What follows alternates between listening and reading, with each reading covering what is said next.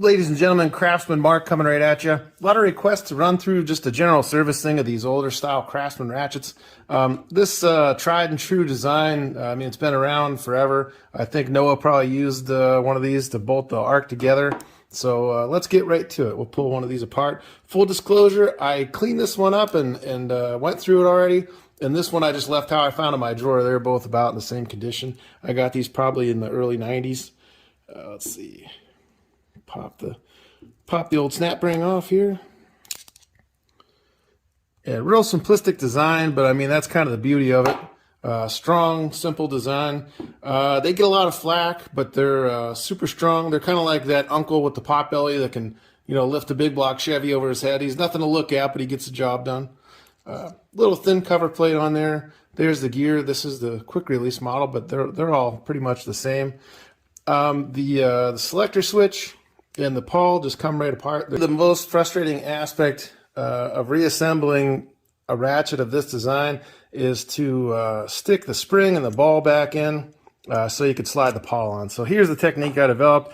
If you've got any new curse words you want to try out, maybe have them on standby.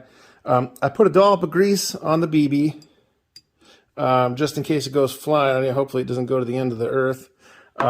And then we're going to stick the selector switch back through, and that'll save you just a little bit of grief. Hopefully, try to line that up as good as you can. And then to hold the ball down flush, I made a little tool, and I got a whole drawer full of these. It doesn't have to be anything fancy at all. This is just a pair of tweezers I broke, and I bent to a 90-degree angle and ground the end on. And what we're going to do is hopefully hold the ball flush. And then once we get that ball down flush like that, what we can do is try to line the pawl up. So let's see how we do. I can't tell exactly where it is, but I think we're pretty close. Maybe say a couple of Hail Marys. Get an Our Father in there maybe. Let's see.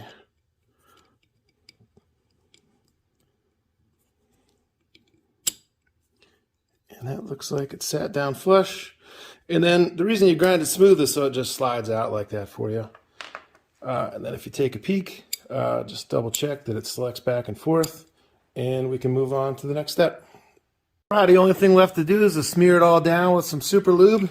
And I've been accused of getting a little bit overzealous with the super lube, but I like it. It works. Some squeezes out when you put the cover plate back in. No big deal. Wipe her down with a rag, and she switches back and forth effortlessly and buttery smooth.